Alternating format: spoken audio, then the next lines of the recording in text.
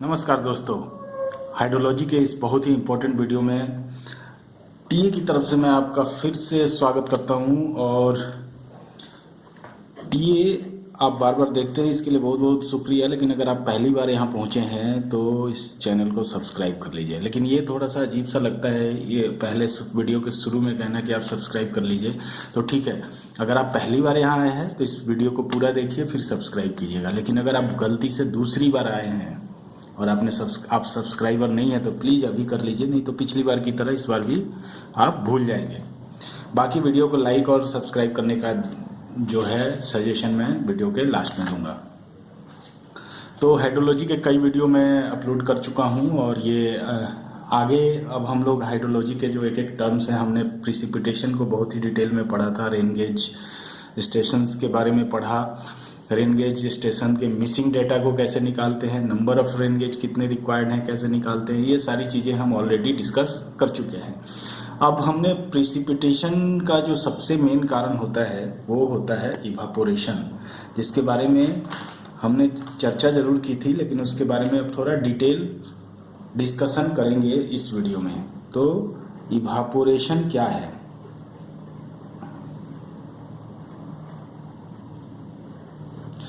तो इवापोरेशन क्या है? वाटर मॉलिक्यूल का इन्वायरमेंट में चला जाने को इवापोरेशन कहते हैं। जैसे अगर मान लीजिए कि ये कोई बकेट है और इसमें हमने पानी रखा है, तो पानी जो है इसमें क्या है, वो पानी के जो मॉलिक्यूल है इसमें ब्राउनियन मोशन में होते हैं, आते जाते हैं। और जो सरफेस पे मॉलिक्यूल्स होता है वो क्या होता है, इजेक्ट हो जाता है। ब्राउनियन मोशन की वजह से वो एनवायरनमेंट में आ जाता है। तो ये जो प्रोसेस है उसको इवापोरेशन कहते हैं। लेकिन चूंकि ये यहाँ से ये पहला एक निकल चुका है ऑलरेडी, इसी पे एक और दूसरा मॉलिक्यूल आया तो इससे टकरा के फिर वापस चला जाता है, तो बैक इवापोरेशन हो गया। यानी नेट इवापोरेशन क्या हुआ कि जितना बाहर निकला माइनस जितना अंदर गया, तो वो इवापोरेशन होता है। और ये डिपेंड करता है वेपर प्रेशर के ऊपर। अब वेपर प्रेशर क्या है? वेपर प्रेशर है कि इस वाटर मॉलिक्यूल का ये जो वाटर सरफेस है और इसके ऊपर जो गैस है इसमें वाटर के मॉलिक्यूल्स हैं। तो वाटर के जो मॉलिक्यूल्स जो प्रेशर यहाँ जनरेट कर रहे हैं उसको हम लोग वेपर प्रेशर कहते हैं। और यहाँ से जो मॉलिक्यूल्स निकलता है वो डिपेंड करता है वेपर प्रेशर के ऊपर। अगर vapour pressure saturated vapour pressure, एक होता है सैचुरेटेड वेपर प्रेशर। अब ये क्या होता है saturated vapour pressure? Saturated vapour pressure वो वेपर प्रेशर है कि जो हवा, जो आसपास की हवा है पानी के ऊपर, वो जितना ज़्यादा वाटर मॉलिक्यूल को रख सकता है, जितना उसके पास जगह है, कैपेसिटी है, अगर उतना वाटर मॉलिक्यूल वहाँ पर आ गए तो उस वाटर मॉलिक्यूल की वजह से जो प्रेशर जनरेट हुआ उसको हम लोग सैचुरेटेड वेपर प्रेशर कहते हैं। और जब ये वाटर मॉलिक्यूल सैचुरेट हो जाते हैं तो क्या होता है, यहाँ से निकलने का नंबर और अंदर जाने का नंबर सेम होता है, तो नेट किसी भी तरह का कोई भी इवापोरेशन टेक्स प्लेस नहीं होता। और ये vapour pressure is directly related to humidity. तो क्या होगा, अगर इन्वायरमेंट का ह्यूमिडिटी ज़्यादा होगा तो इवापोरेशन कम होगा। ह्यूमिडिटी लो हाई तो इवापोरेशन लो। अब ये इसको आप लोग ज़रा ऐसे देखिए कि जब बारिश के दिनों में बहुत ज़्यादा पानी होती है तो इन्वायरमेंट का ह्यूमिडिटी बहुत बढ़ जाता है। तो ऐसे केसेस में क्या होता है कि जब आप कपड़ा सुखाने की कोशिश करते हैं तो कपड़ा सूखने में बहुत टाइम लगता है, क्योंकि जो इवापोरेशन का प्रोसेस है बहुत ही धीमा हो जाता है। तो जो मॉलिक्यूल्स है बाहर तो जाते हैं और फिर वेपर प्रेशर या वाटर मॉलिक्यूल से टकरा के वापस अंदर कपड़े में चले जाते हैं, तो कपड़ा सूखने में टाइम लगता है। तो चलिए, ये सब चीज़ें तो मैंने थोड़ा सा साइंस बता दिया कि वेपर प्रेशर क्या है और इस पे डिपेंड करता है। अब जो है हम लोग थोड़ा चर्चा करेंगे कि इवापोरेशन को अफेक्ट कौन कौन से, इन्फ्लुएंस करने वाले कौन कौन से फैक्टर्स हैं। तो फैक्टर्स अफेक्टिंग इवापोरेशन। चूँकि evaporation is the process of precipitation का जो पहला प्रोसेस है वो इवापोरेशन से ही प्रेसिपिटेशन शुरू होता है। इसीलिए हम लोगों को इसके बारे में थोड़ा डिटेल में समझ लेना चाहिए। तो जो पहला है वो है द वेपर प्रेशर, जैसा कि मैंने कहा।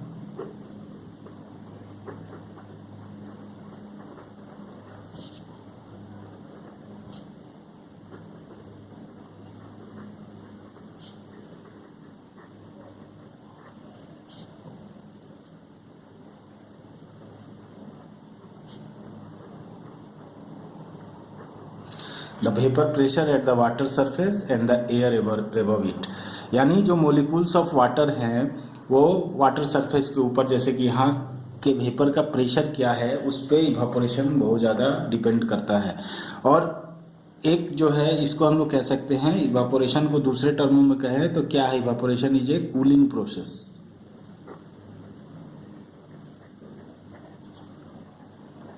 कूलिंग प्रोसेस क्यों है? अब देखिए, इसको दूसरे शब्दों में कहें तो क्या हो रहा है, लिक्विड जो है गैस में बदल रहा है। तो जब भी कोई लिक्विड गैस में बदलेगा यानी वो अपना क्या कर रहा है, स्टेट चेंज कर रहा है। और जब वो अपना स्टेट चेंज करेगा तो उसको चाहिए होगा एनर्जी। तो वो कहाँ से एनर्जी लेता है? वो लेता है लेटेंट हीट ऑफ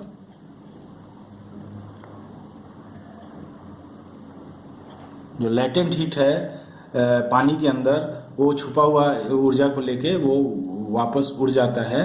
तो इसीलिए ये अपना ऊर्जा जो है वो दे देता है, इसलिए ये ठंडा होता जाता है। तो इसीलिए इसको कहते हैं, ये जो भी एनर्जी लेता है वो कहाँ से लेता है? बल्क ऑफ वाटर, बल्क से लेता है। और यहाँ से जब धीरे धीरे एनर्जी निकलती जाती है तो ये ठंडा होता जाता है। इसीलिए इसको हम लोग कहते हैं कूलिंग प्रोसेस। चलिए, तो पहला जो था वो था क्या था? Evaporation at the water surface, और दूसरा है टेम्परेचर।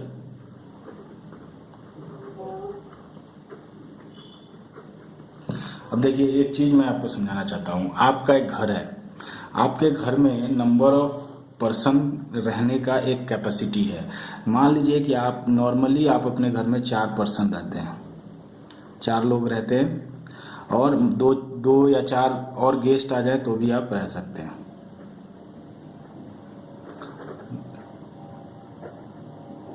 अगर 2-4 गेस्ट आ जाए, चार लोग रहते हैं, और अगर 4 गेस्ट आ जाए तो भी आप उसमें एकोमोडेट कर सकते हैं घर में। लेकिन अगर 5वां गेस्ट आ गया, 5th गेस्ट अगर आ गया, तो आप क्या करोगे? या तो आप गेस्ट को मना करोगे कि भैया घर में मत आओ, ऑलरेडी पहले से ही बहुत ज़्यादा लोग हैं। या क्या करोगे? अगर गेस्ट को मना नहीं कर सकते तो आप क्या करोगे कि उनको बुला लोगे और आप खुद किसी फ्रेंड के यहाँ चले जाओगे। ऐसा ही होगा ना? लेकिन मैक्सिमम आप अपने घर में 8 लोग से ज़्यादा नहीं रह सकते।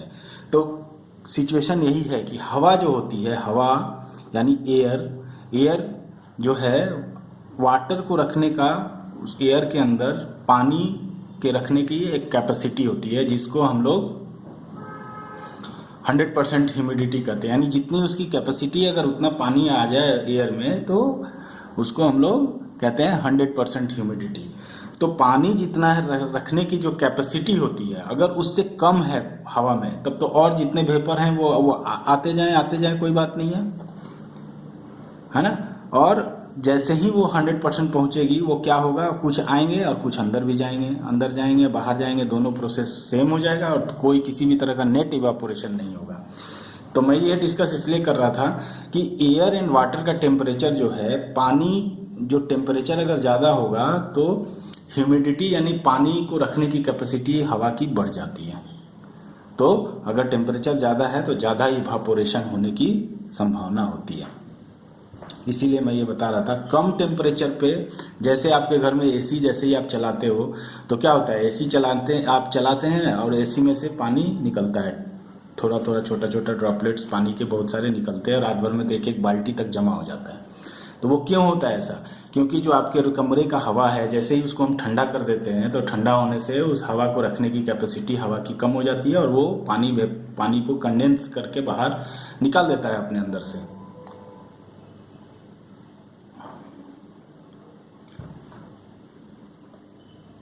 तो इसीलिए पानी जो है कंडेंस्ड होता है जब हम लोग फ्रिज चलाते हैं, इसलिए। तो तीसरा हो गया। और जो है आपका चौथा है quality of water. Quality of water इसलिए कि अगर प्योर वाटर होगा तो इवापोरेशन ज़्यादा होगा, अगर अगर अगर प्योर वाटर नहीं होगा तो इवापोरेशन कम होगा। क्योंकि मान लीजिए, सपोज कीजिए, चलिए यहीं पर बताता हूँ। जैसे मान लीजिए ये पानी है, पानी में आपने क्या किया कि नमक मिक्स कर दिया, तो ये क्या होगा, ये नमक के पार्टिकल्स जो हैं वो आगे ऊपर सरफेस पे आ जाएंगे कुछ कुछ, तो जो बाहर निकलने के प्रोसेस को ये रोकेंगे। जो नमक के पार्टिकल्स है ये मॉलिक्यूल बाहर निकलना चाहेगा, लेकिन नमक जो है इसको वापस अंदर डाल देगा, तो जो होगा प्रोसेस धीमा हो जाएगा। यानी समुद्री पानी में जो इवापोरेशन होता है फ्रेश पानी से 5% कम होता है। इसीलिए होता है क्योंकि उसमें इम्प्यूरिटीज होते हैं। उसके बाद पांचवा है साइज ऑफ वाटर बॉडी। अब देखिए साइज ऑफ वाटर बॉडी में क्या है कि मान लीजिए छिछला तालाब है, यानी शैलो डेप्थ का तालाब है, तो क्या होगा, यहाँ से अगर इवापोरेशन होना चाहेगा तो ये इजीली यहाँ से इवापोरेट कर जाएगा।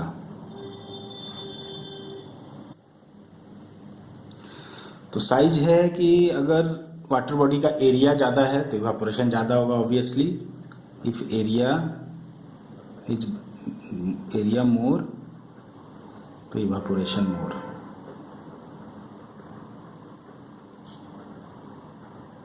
एरिया ज़्यादा तो इवापोरेशन भी ज़्यादा। लेकिन अगर गहराई ज़्यादा है तो देखिए क्या होता है, इवापोरेशन होता है तो क्या करता है, एनर्जी यहाँ से ही लेता है, एनर्जी यहाँ से लेता है, पानी से ही एनर्जी लेके वो बाहर जाता है, तो पानी ठंडा हो जाता है।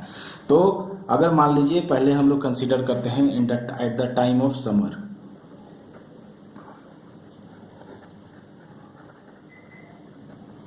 ये मान लीजिए लेक है जो कि ज़्यादा गहरा नहीं है, कम गहरा है, तो इस पर सनलाइट पड़ेगा, तो सनलाइट से क्या करेगा, ये एनर्जी लेगा, गर्म हो जाएगा पानी और इवापोरेशन होना आसान हो जाएगा, क्योंकि जो मॉलिक्यूल्स बाहर निकलेंगे ये गर्म पानी से एनर्जी लेके बाहर निकल जाएगा। लेकिन अगर यही तालाब जो है थोड़ा गहरा होता, ये अगर गहरा होगा तो क्या होगा, सनलाइट तो इतना ही पड़ेगा, लेकिन इसका जो टेम्परेचर है ये सारी एनर्जी इसमें घुल मिल जाएगी और नेट एनर्जी इंक्रीज नहीं करेगी, उतना ही रहेगी। तो इवापोरेशन होने के लिए जो यहाँ से एनर्जी इसको मिल रहा था वो मिलना इतना आसान नहीं रहेगा, क्योंकि इसका टेम्परेचर मोर और लेस चेंज नहीं होगा, कम रहेगा टेम्परेचर और वो एनर्जी देना नहीं चाहेगा, तो इसकी वजह से इवापोरेशन कम हो जाएगी। यानी higher depth low evaporation in summer.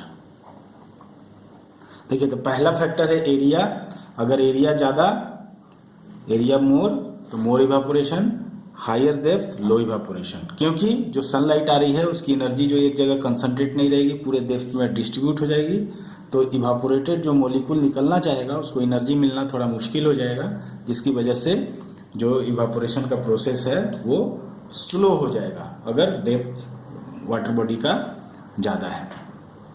चलिए, और जो पांचवा फैक्टर है वो है आपका विंड। विंड मतलब हवा। तो देखिए विंड जो है क्या है, विंड कैसे रोल अदा करता है। अभी आपको बताया कि जो वेपर प्रेशर है यानी नंबर ऑफ मॉलिक्यूल्स सरफेस के ऊपर कितने हैं उस पर डिपेंड करता है इवापोरेशन का रेट। अगर हवा चलेगी तो क्या करेगा, इस मॉलिक्यूल्स को ये हटाता रहेगा, तो ये निकलता रहेगा और इसको हटाता रहेगा, तो इवापोरेशन रेट बढ़ जाएगा। तो विंड अगर मोर है तो विंड मोर, तो क्या लिखेंगे, इवापोरेशन मोर।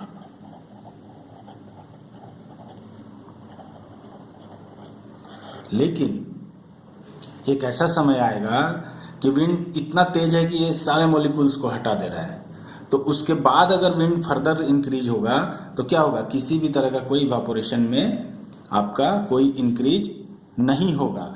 इसका मतलब क्या है कि विंड जो है वो एक लिमिट तक ही इवापोरेशन को बढ़ाएगा, उससे ज़्यादा अगर हम इवापोरेशन करेंगे तो वो उससे ज़्यादा फर्दर इंक्रीज नहीं होगा। तो हम लोग इसको लिख सकते हैं the rate of evaporation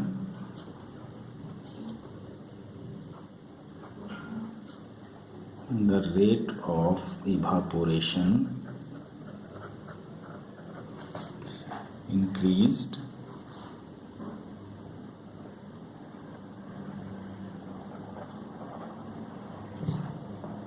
due to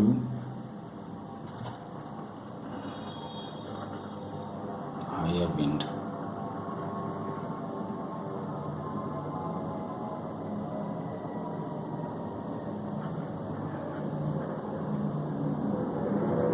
If wind speed is large,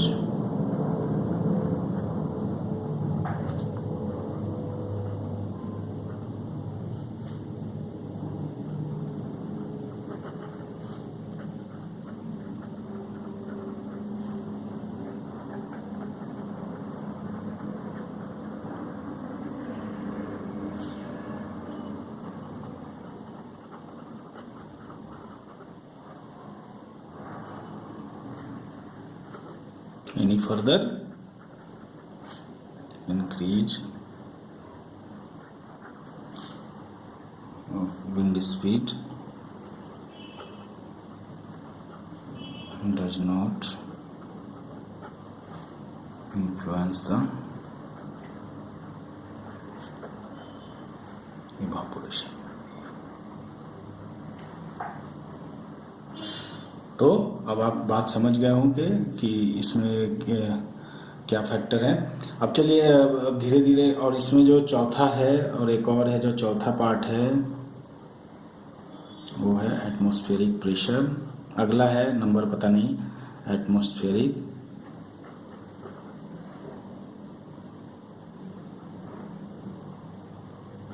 atmosphere का प्रेशर कितना है इस पर भी डिपेंड करता है। तो अब एटमॉस्फेयर का जो प्रेशर अगर लो होगा तो क्या होगा, यहाँ से अगर प्रेशर लो है तो मॉलिक्यूल का बाहर निकलना आसान हो जाएगा, प्रेशर हाई है तो मॉलिक्यूल का बाहर निकलना मुश्किल हो जाएगा। तो सिंपल सा फंडा है कि हाई प्रेशर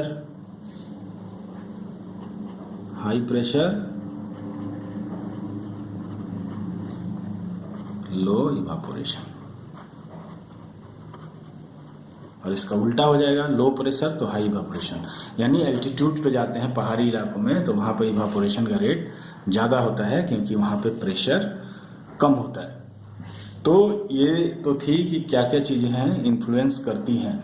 अब वेपर प्रेशर में अगर हम चलते हैं थोड़ा सा न्यूमेरिकल, कि हम क्या जानते हैं कि जो इवापोरेशन है EL is directly proportional to ES minus EA, ये एक इक्वेशन है, या यूँ कहें EL is equal to C एक कोफिशिएंट हो जाएगा ऑब्वियसली, ES माइनस EA। अब ES क्या है, ES जो है सैचुरेटेड वेपर प्रेशर।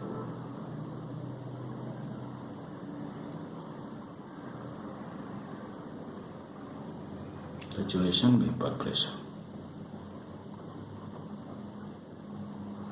और ये क्या है, एक्चुअल वेपर प्रेशर।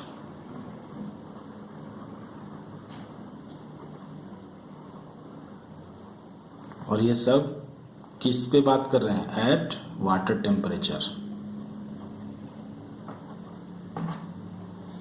ये ध्यान रखिएगा कि हम लोग उसी टेम्परेचर पे बात कर रहे हैं। तो अब इस इक्वेशन से हम लोग देख सकते हैं कि जितना गैप सैचुरेटेड और एक्चुअल में जितना ज़्यादा गैप होगा, इवापोरेशन जो है वो बहुत ज़्यादा बढ़ जाएगा, बहुत ज़्यादा तेज होगा। तो इस तरह से हम लोग न्यूमेरिकली ये कह सकते हैं कि इवापोरेशन जो है डिपेंड करता है आपका इसके ऊपर,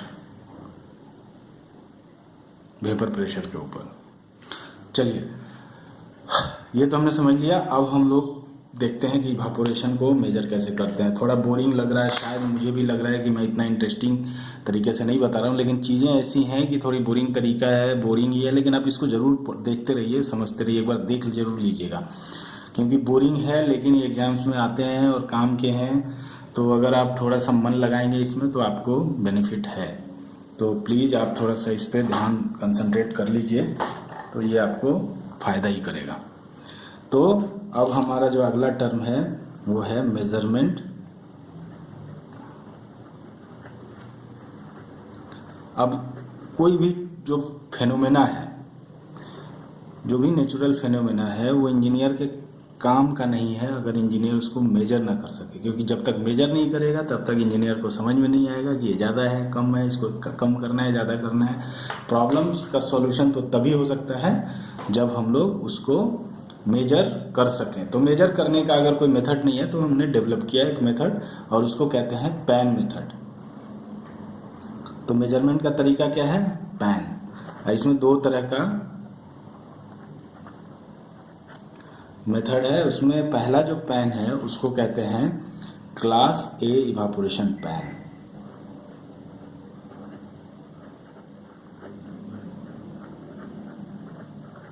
अब जैसा नाम आपने सुन लिया, इसमें क्या है, पैन होगा, पैन के अंदर पानी डाल देंगे और उसको छोड़ देंगे एनवायरनमेंट में, और फिर देखेंगे कि टाइम के साथ उसमें कितना इवापोरेशन हो रहा है, पर आवर कितना इवापोरेशन हो रहा है।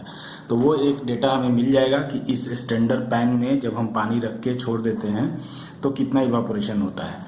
फिर उसी के बेसिस पे कोई लेक का या रिवर का या कोई भी वाटर बॉडी का हम लोग इवापोरेशन उसी के रेस्पेक्ट में कैलकुलेट करते हैं। तो जो ये क्लास ए पैन होता है, इसका जो डाया होता है, ये ऐसे बनाता हूँ, एक पैन बनाने की कोशिश करता हूँ। This is a pan.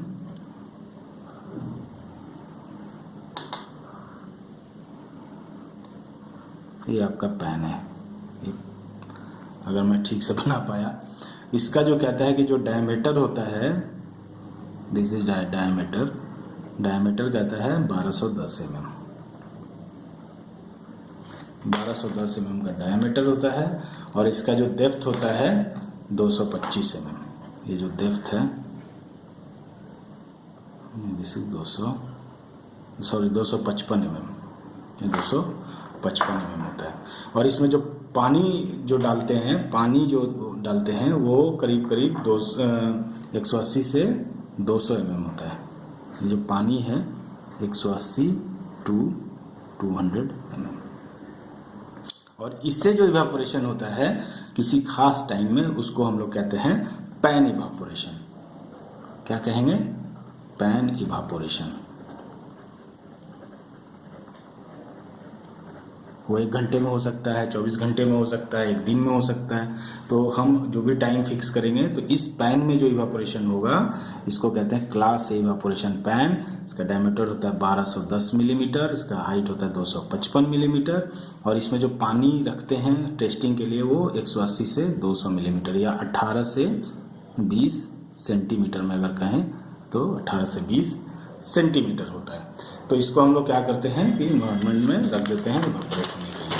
लेकिन हम लोग इंडिया में ISI एक और दूसरे तरह का पैन डेवलप किया गया, इंडियन ISI ने डेवलप किया, और उसको कहते हैं ISI स्टैंडर्ड पैन।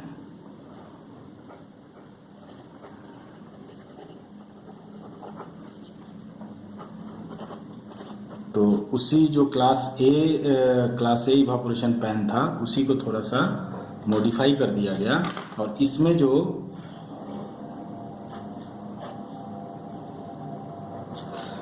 डायामीटर है, पैन का डायामीटर होता है वो होता है 1220। उसमें था 1210, इसमें 10 mm बढ़ा दिया गया, और इसका जो डायामीटर होता है ये होता है 1220 mm।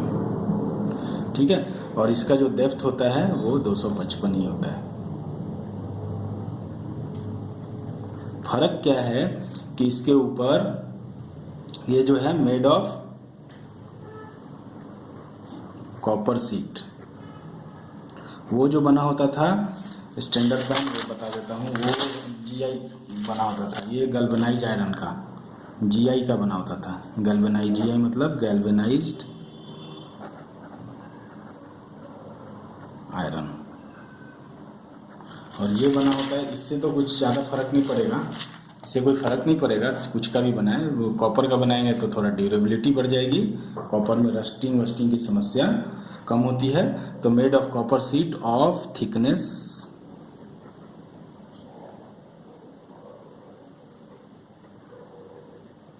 0.9 mm, तो 0.9 mm थिकनेस की बनी होती है। और लेकिन the top of the pan is covered fully with a hexagonal wire netting of galvanised iron, और इसके ऊपर क्या होता है, हेक्सागोनल नेट बना होता है। हेक्सागोनल नेट क्यों बना होता है कि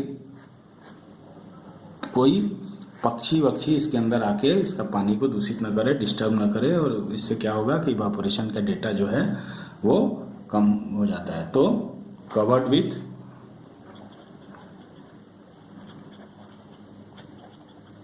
वायर, वायर किसका होता है, GI गैल्वेनाइज आयरन का, वायर नेटिंग, वायर नेट, ठीक है, हेक्सागोनल। लेकिन इसके लगा देने से क्या होता है, इसमें थोड़ा इवापोरेशन जो है हमारा कम हो जाता है।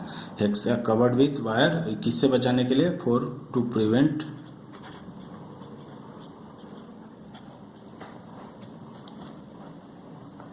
फ्रॉम बर्ड से बचाने के लिए हम लोग वायर मेश लगा देते हैं ISI स्टैंडर्ड पैन में, और उसमें उसकी वजह से क्या होता है कि हमारा जो रिकॉर्डेड इवापोरेशन है थोड़ा सा कम आता है। और ये जो है इसमें जो इवापोरेशन है ISI pan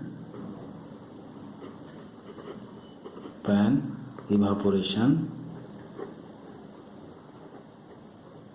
is less than 14%, 15% कम होता है, ऐसे लिखते हैं, evaporation is 14% lesser than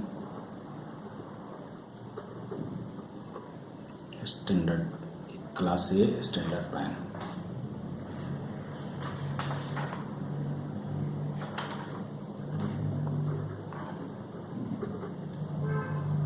class A evaporation,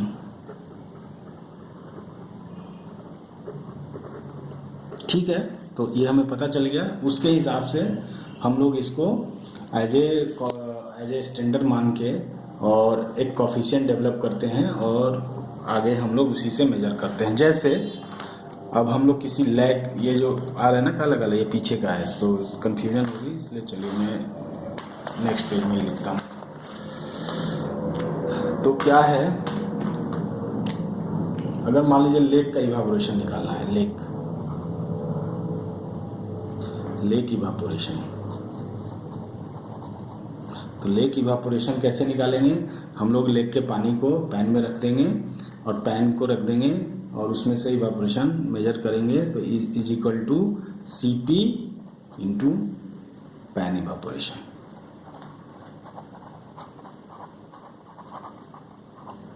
CP क्या है, CP को कहते हैं हम लोग पैन कांस्टेंट।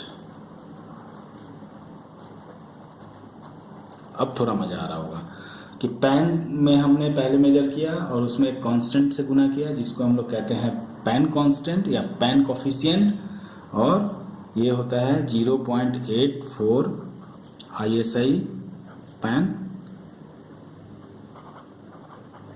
और 0.7 for class A evaporation pan. अब देखिए ये 0.8 क्यों होता है, क्योंकि उसमें नेट लगा होता है, तो नेट लगा होने से क्या होगा, उसमें जो रिकॉर्डेड वैल्यू जो आती है वो कम आती है, इसलिए इसका जो कोफिशिएंट को हमने ज़्यादा कर लिया, तो क्या हो गया, दोनों एक दूसरे से बैलेंस हो गए और दोनों का जो रिजल्ट है मोर और लेस सेम ही आएगा। तो जो मेट्रोलॉजिकल, अब ये है हम लोग क्या करते हैं इवापोरेशन मेजर करने के लिए, जैसे रेन गेज स्टेशन होते हैं वैसे इवापोरेशन स्टेशन भी बहुत जगह हम लोग इंस्टॉल करके रखते हैं, और ये कौन रखता है, हमारा मेट्रोलॉजिकल डिपार्टमेंट। तो मेट्रोलॉजिकल डिपार्टमेंट जो है वो हमें रिकमेंड करता है कि कितना मिनिमम इवापोरेशन स्टेशन होने चाहिए। तो कहता है minimum evaporation stations required as per IMD, Indian meteorological department. ठीक है, वो कहता है कि पहला, अगर एरिड जोन है, एरिड जोन का मतलब शुष्क, एरिड मतलब शुष्क होता है, तो कहता है 1 पर 30,000 किलोमीटर स्क्वायर, एक स्टेशन जो होना चाहिए 30,000 किलोमीटर स्क्वायर के अंदर एक स्टेशन होना चाहिए। और ह्यूमिड टेम्परेचर क्लाइमेट्स, यानी ह्यूमिड जोन अगर सीधे कहें, ह्यूमिड मतलब जहाँ ह्यूमिडिटी ज़्यादा रहता है, ह्यूमिड या टेम्परेट,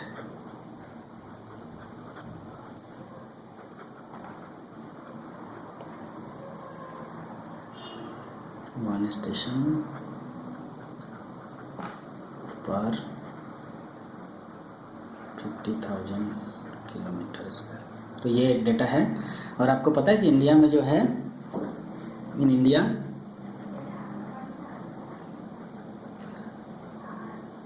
220 पैन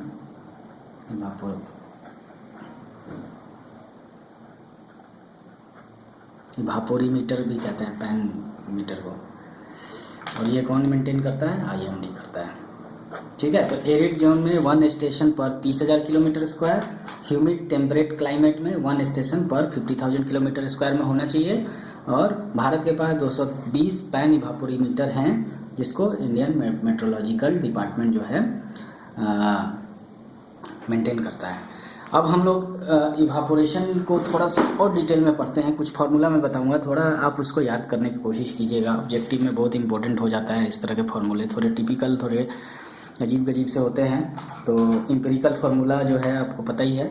तो चलिए, एक इवापोरेशन कैलकुलेट करने का एक इक्वेशन है, जिसको अगर हम कहें तो इसको कह सकते हैं, इस पेन से नहीं लिखता हूँ यार, पेज खराब कर देता है, इससे लिखता हूँ, इसको कहते हैं एम्पिरिकल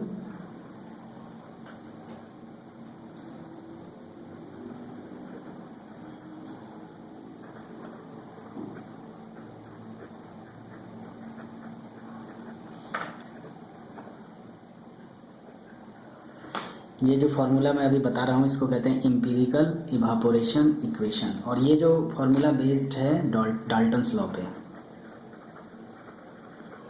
ठीक है, और ये किसने दिया है? ये दिया है मेयर्स,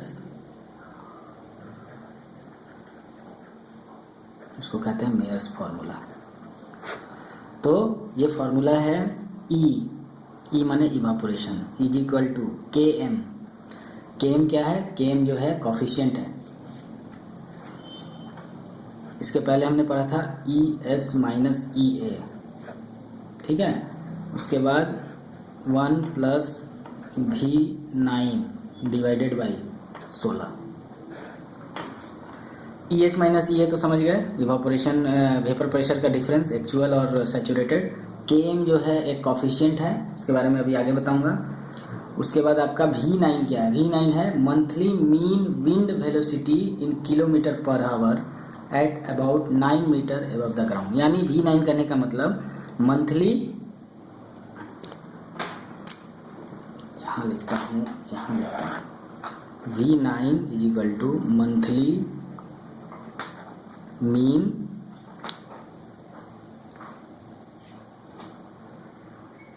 विंड वेलोसिटी 9 मीटर, इसीलिए V9 कहते हैं। एबव, अगर V10 होता है तो 10 मीटर एबव द ग्राउंड। तो V9 का मतलब ये हो गया। और Km जो होता है, Km का वैल्यू होता है 0.36 फॉर लार्ज डीप वाटर। ठीक है, और ये होता है 0.5 for small and shallow water, small and Cello.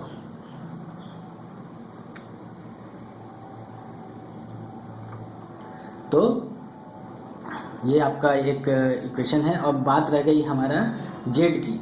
मतलब v की वेलोसिटी ऑफ विंड, तो अगर हमें किसी डेप्थ पे पता है और किसी और डेप्थ पे निकालना है तो उसमें रिलेशन है। If vz1 is the velocity of wind eight height z1, vz1 और vz2 is the velocity of wind eight height z2 and z1, तो इसमें जो रिलेशन होता है वो होता है z1 बाई z2। ये बहुत ही इम्पोर्टेंट है। अब ये जो फॉर्मूला है इसमें हमें चाहिए v9। यहाँ पे एक इक्वेशन दिया गया है vz1 यानी velocity of wind eight height z1, vz2 is velocity of height z2 और z1 और z2 टू द पावर 1/3। अगर मान लीजिए कि आपको v9 ना देके v12 दिया है तो आप इस इक्वेशन का यूज करके v9 निकालेंगे और v9 को इस इक्वेशन में रख देंगे। अभी इस फॉर्मूले को थोड़ा सा क्लोज लुक लेते हैं ताकि हमारा याद करने का जो है तरीका जो है याद करना थोड़ा सा आसान हो जाए। तो आसान होने के लिए क्या करते हैं, देखिए E है माने evaporation, Km is the coefficient और कोफिशिएंट 0.36 होता है for large deep water and 0.5 होता है for shallow small water. ES minus EA हमने पहले पढ़ा है कि difference between the vapour pressure actual minus saturated और एक्चुअल के बीच में कितना प्रेशर है। 1 plus v9 velocity of wind at the 9 metre height of from the ground और 16, तो ये दोनों स्क्वायर होते हैं 9 का स्क्वायर रूट 3 और 16 का स्क्वायर रूट 4, तो 3 4। तो इस तरह से हम याद कर सकते हैं। तो इस तरह से ये थोड़ा फॉर्मूला हम याद हो गया, मुझे तो याद हो गया। E is equal to KM ES minus EA 1 plus v9 by 16। तो इसको थोड़ा सा याद करिए। और अगर विंड जो है v9 ना दिया हो तो जहाँ भी दिया हो उसको हम लोग v9 में इस तरह से कन्वर्ट कर सकते हैं। अब ये देखिए Z1 डायरेक्ट है, Z2 डायरेक्ट है, केवल ये पावर 0.143 है। तो ये थोड़ा सा क्लोजर लुक लेके आप अपने दिमाग में बैठाइए। तो ये एक तरीका था इवापोरेशन निकालने का, एम्पिरिकल इक्वेशन से हम लोग निकाल सकते हैं। और इसके पहले हमने पढ़ा था कि पैन मेथड से हम लोग निकाल सकते हैं, पैन इवापोरेशन निकाल के, और उसमें 2 तरह के पैन थे,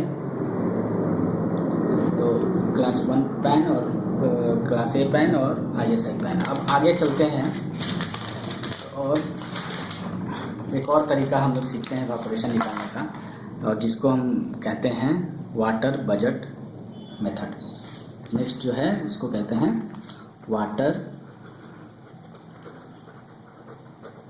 बजट मेथड।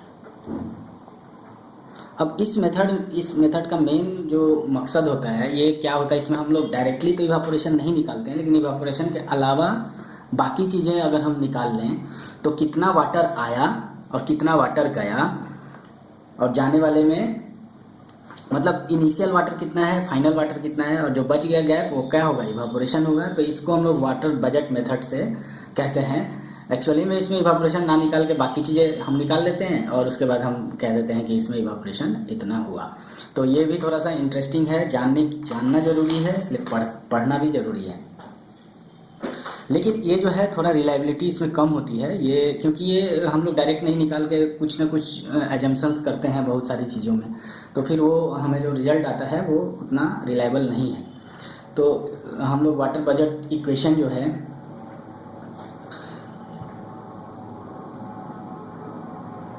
तो वाटर बजट इक्वेशन या इक्विलिब्रियम इक्वेशन जो है हम लोग ऐसे लिखते हैं, P माने प्रेसिपिटेशन, जितनी बारिश हुई, प्लस QI मतलब इनफ्लो, कहीं से और कैचमेंट में पानी आ गया, या प्लस माइनस QU, ये होता है अंडरग्राउंड इनफ्लो और आउटफ्लो। तो इसको प्लस लेते हैं अगर इनफ्लो है और माइनस लेते हैं अगर आउटफ्लो है। तो इतना पानी आया, कहाँ से आया, बारिश से आया। आपका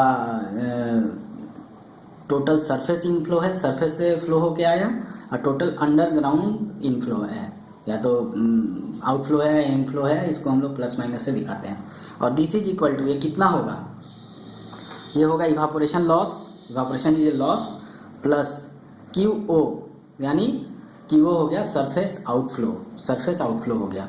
तो QO हो गया सरफेस आउटफ्लो, तो ये भी लॉस हो गया और ये जितना पानी बाहर चला गया, और प्लस माइनस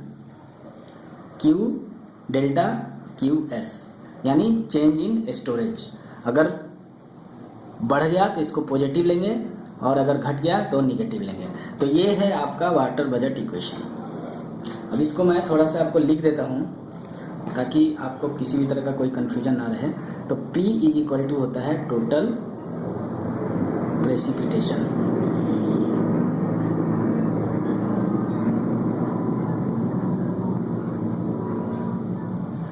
क्यू आई हो गया टोटल सरफेस इनफ्लो, ठीक है, और क्यू यू हो गया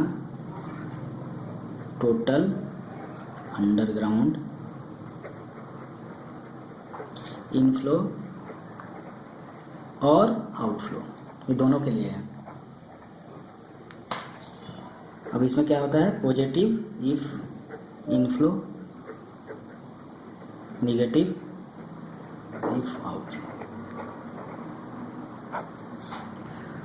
ई बराबर तो हम लोग निकाल ही रहे हैं, हमें पता ही है, इवापोरेशन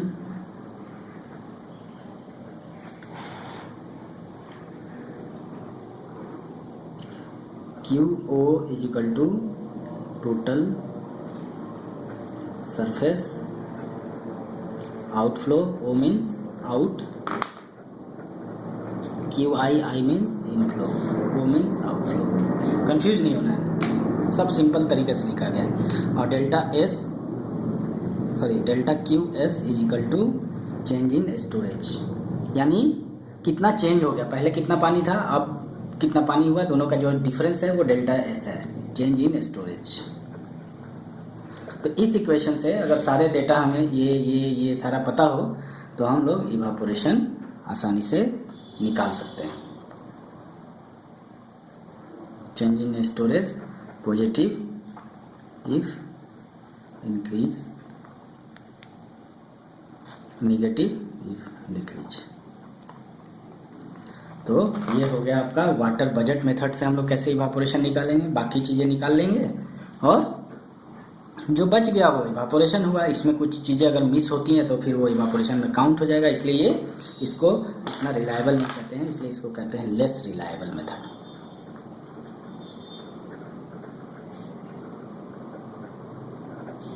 लेकिन रिलायबल है या नहीं है आपको पढ़ना है तो आप इसको एक बार पढ़िए, पढ़ने के बाद इसका इस्तेमाल करना होगा तो करिएगा, नहीं तो एग्जाम में आएगा तो आपको ऑब्जेक्टिव क्वेश्चंस आएंगे या सब्जेक्टिव भी आएंगे, इसके ऊपर न्यूमेरिकल क्वेश्चन आ जाएंगे तो आपको बनाना पड़ेगा।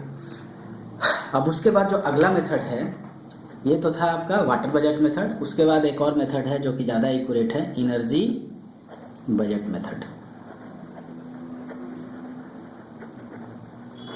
तो जैसा कि नाम है उस हिसाब से हम लोग इसमें जितना एनर्जी आया जितना गया उसका जो डिफरेंस है वो लेके निकाल सकते हैं। तो जो एनर्जी बाकी जो लॉस हो गया वो कहाँ चला गया होगा, वो इवापोरेशन में चला गया होगा। तो ये जो मेथड है ये कंजर्वेशन ऑफ एनर्जी का एक एप्लीकेशन है। तो इसमें जो ये फार्मूला कहता है, इस फार्मूला को लिखते हैं। इस फार्मूला को अगर हम लोग लिखें तो इसको लिखेंगे ई माने इवापोरेशन इज इक्वल टू, ये सारे फार्मूला आप प्रूफ करने की कोशिश ना कीजिए, याद कर लीजिए, सीधे याद करना पड़ेगा, कोई उपाय नहीं है। थोड़ा देख के समझ के, थोड़ा स्ट्रक्चर देख के चीज़ों को याद करिए, बार बार लिखिए, प्रॉब्लम्स बनाइए, न्यूमेरिकल बनाइए, तो आपको ये याद हो जाएंगे। और जब याद होंगे, जब भी आप इस तरह का कुछ देखेंगे तो डेफिनेटली आपको याद आ जाएगा। ऑब्जेक्टिव में ऑप्शन देख के तो बिल्कुल याद आ जाएगा। तो घबराइए मत कि फार्मूला है इतना लंबा चौड़ा है, ऐसे कोशिश करिए कि इतने सारे फार्मूले आते हैं, कितना याद रखेगा इंसान। लेकिन चलिए कोशिश करना है, प्रैक्टिस करना है, कुछ ना कुछ याद रहेगा, उसी से आप एग्ज़ाम पास करोगे। तो आप ये भी मत सोचो कि इसको स्किप कर दें, स्किप बिल्कुल मत करो, इसको पढ़ो ध्यान से। और अगर आपने इसको ध्यान से पढ़ लिया तो कुछ ना कुछ चीज़ें इसकी याद रहेंगी और जो आपके एग्ज़ाम में उसी तरीके से पूछा जाएगा। क्योंकि जो पूछने वाले भी होते हैं वो इसी हिसाब से पूछते हैं, जो चीज़ें याद रहने लायक होती है उसी पे याद पे बेस्ड पूछते हैं, अदरवाइज कॉन्सेप्चुअल क्वेश्चन पूछते हैं वो। तो वो उन पे आप भरोसा रखिए और आपके सिलेबस में जो भी है इसको पूरा अच्छे से पढ़िए। क्वेश्चन जब आपके सामने आएंगे तब समझ में आएगा कि आपने जो पढ़ाई की वो कितना यूज़फुल है। तो E is equal to HN H N है net heat energy received by the water surface. Water surface पे जो हीट एनर्जी आया उस टोटल एच एन उसको कहेंगे। उसके बाद हो गया आपका माइनस, अब इसमें सब माइनस करेंगे, ये आया इसमें से लॉसेज हो गए तो माइनस हो गया H G heat flux into the ground, मैंने कुछ एनर्जी जो है ग्राउंड में चला गया तो वो माइनस कर देंगे। उसके बाद है एच एस। एच एस हो गया heat stored in water body, water body के अंदर कितना हीट स्टोर हुआ वो हो गया। उसके बाद एच आई है net heat conducted out the system by water flow, water flow की वजह से कुछ हीट जो है सिस्टम से बाहर चला जाएगा तो उसको एच आई कहेंगे। उसके बाद रो है डेंसिटी ऑफ वाटर, बीटा है बॉयंस रेशियो। अब याद करिए बीटा इज ए बॉयंस रेशियो, इसका काम है इस फॉर्मूले में इस्तेमाल होता है और उसको बॉयंस रेशियो कहते हैं। और एल जो है आपका लेटेंट हीट ऑफ इवापोरेशन। तो ये फार्मूला जो है इसी तरह से है, लेकिन इसमें जो एच एन है, एच एन कैसे निकलता है, एच एन के लिए एक अलग से फार्मूला आपको बताता हूँ, H C 1 minus R minus H B. ठीक है, अब एच सी 1 माइनस आर इसको कहते हैं incoming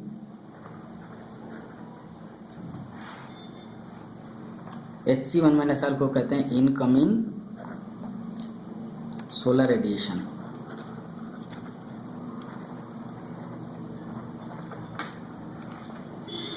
into a surface of reflection coefficient.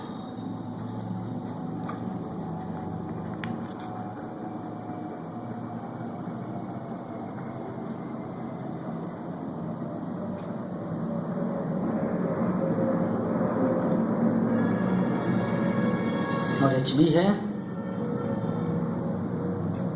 Back radiation.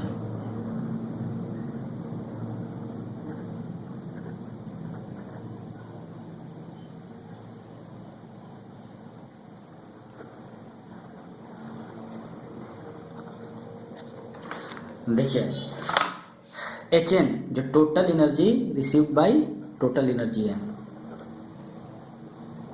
ये कितना होगा H C 1 minus R minus H B.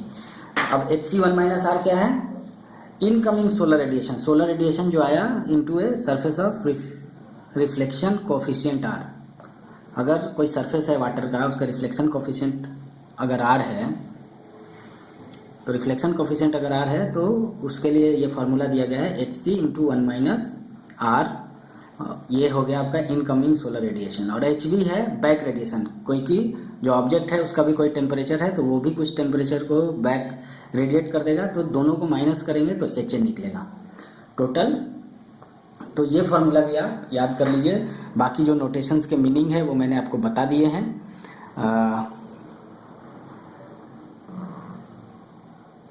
H N हो गया आपका टोटल हीट एनर्जी रिसीव्ड हो गया। उसके बाद एच बी हो गया बैक रेडिएशन, एच जी हो गया heat flux into the ground, H G heat flux into ground. ठीक है, एच एस हो गया heat store in water body. ठीक है, और एच आई हो गया net heat conducted out the system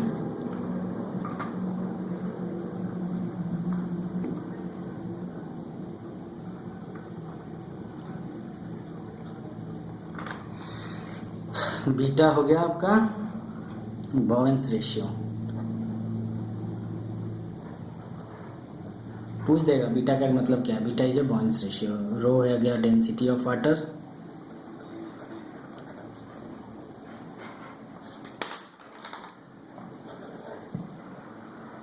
और एल हो गया, एल बराबर लेटेंट हीट ऑफ इवापोरेशन।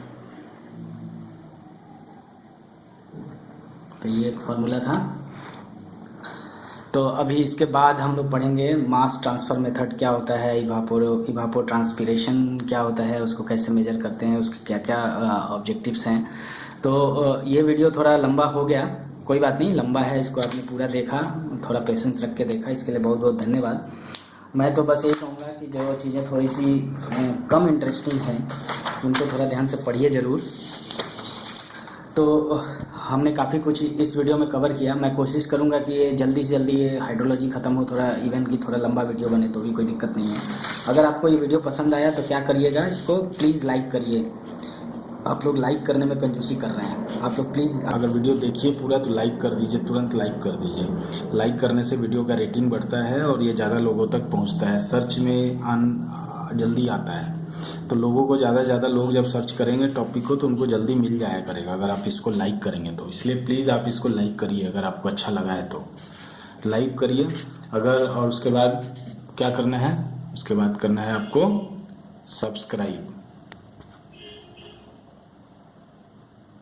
तो कर लीजिए, सब्सक्राइब करिए।